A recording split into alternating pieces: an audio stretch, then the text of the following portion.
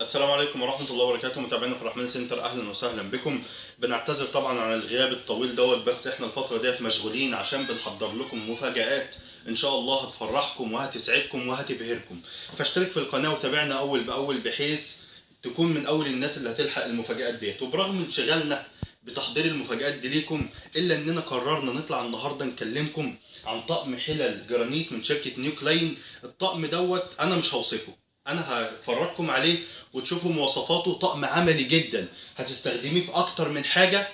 انتوا هتشوفوا مواصفاته وتوصفوه. اقل حاجه في الطقم تعالى كده معانا، اللي هو طبعا زي ما انتوا عارفين ان اي طقم بيتكون من 4 حلل وطاسه او 4 حلل وجريل. الطقم 4 حلل ووك غويط كبير. ووك غويط كبير، حط على كل كلمه خط.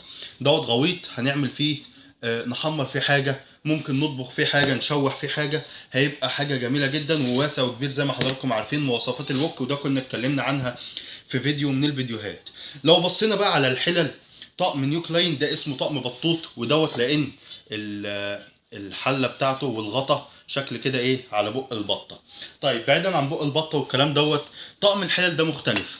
اللي اخترع الطقم واللي فكر في الفكره العظيمه والجميله قال لك ما دام كده انا هعمل غطا حله. طب ما اعمل غطا حله استفاد بيه. طب ايه طقم الغطا الحله هستفاد بيه؟ حضرتك كده بص معايا، ادي غطا حله بقى صينيه صغيره. غطا حله بقى صينيه صغيره. يعني على سبيل المثال ادي مثلا بيبقى حاجه زي كده اهي، شبه الغطا يعني بدايه اصغر. لما نشوف المقاسات نفس القصه بتاعتها. ممكن نقلي فيها بيضه، يعني نحط فيها شويه ميه نقلي فيها بيضه. نعمل فيها طبعا البيض مش بيتقلب ميه صح؟ زيت. بيتقلب زيت. نقلي شويه بيض بزيت. نحمر فيها حاجه. تمام. بتكون المقاس الصغير، بتبقى عباره عن حله فيها توزيع زي ما حضراتكم كده شايفين. الطقم ده فيه ميزه رهيبه جدا. زي ما حضراتكم عارفين ان بيبقى الغطا بيبقى فيه من هنا الماسك الخشب او ماسك بلاستيك او ماسك باغ او ايا كان نوعه، ما ينفعش يخش الفرن. يعني لو حضرتك عايزه تدخلي الحله في الفرن متغطيه مش هتعرفي تدخليها.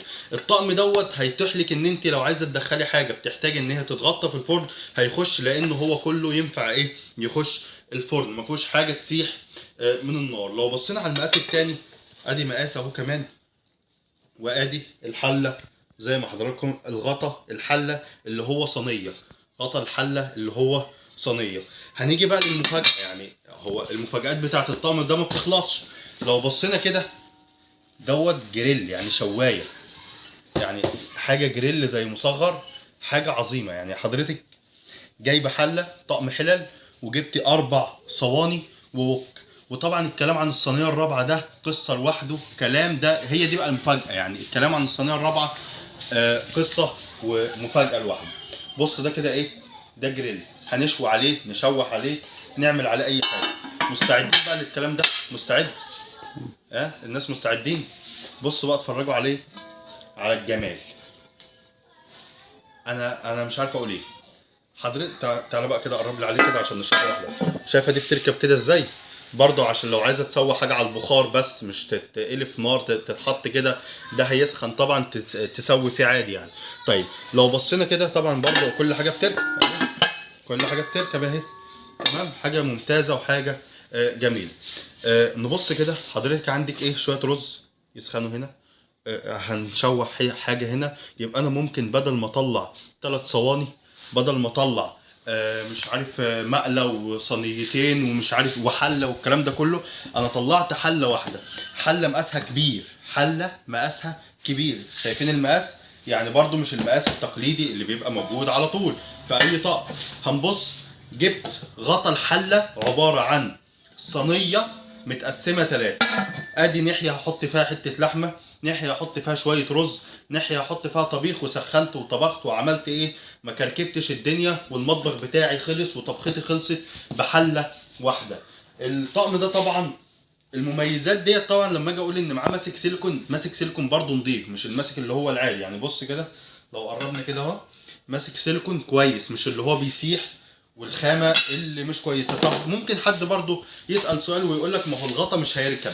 الغطا مش هيركب عشان هو حله. بص كده وقرب معايا، شايف الفرق ده؟ اهو كل ده بيخش جوه، بيبقى الغطا محكم جدا. يعني الغطا بيبقى محكم كويس، يعني مفيش حاجه منفذ للهواء، لانه داخل ممكن يكون كمان بيغلق، او مثلا الغلق بتاعه او القفل بتاعه احسن من القطقم التانية، لان دوت فيه ايه زي ما حضراتكم كده شايفين السن اللي طالع فيه، فبيخش جوه الحله وبيبدا يقفل لي الحله خالص. طيب الطقم دوت طبعا جاي معاه شهاده ضمان. شهاده الضمان ديت بتبقى تبع الشركه بتاعته، يعني الشركه مطلعه شهاده ضمان اللي هي ب3 سنوات. طبعا بيبقى ليه شروط استخدام، وغالبا الطقم دوت لو باظ، هو خامه كويسه جدا، خامات ايطالي وتكنولوجيا تركيه في صناعته. الطقم دوت لو باظ، تكنولوجيا كوريه مش تركيه، كوريه. تمام، يبقى دوت خامات ايطالي وتكنولوجيا كوريه في صناعته. زي ما انتم عارفين ان من افضل انواع الجرانيت هو الجرانيت الكوري. الطقم دوت ليه ضمان، ولو باظ بيبقى غالبا بسبب سوء الاستخدام، لان الطقم دوت خامته كويسه جدا، خامه جميله. ده الضمان بتاعه مختوم من الشركه بتاعته، شهاده الضمان اهي. تمام، ده بيكون الشركه بتضمنه وتغيره. الطقم دوت طقم عملي جدا، ليه اكتر من استخدام. ابقى انا اشتريت 4 حلل، 4 صواني، ومش مجرد انها صواني بس، انا جبت صينيه مقسمه هتوفر عليا ايه، اطلع كام صينيه ولا اطلع كام حله. الطقم بيخش الفرن بالغطا، الطقم معاه وok. والى اللقاء، وانتظرونا في عروض جميله جدا جدا وهتبهركم ان شاء الله.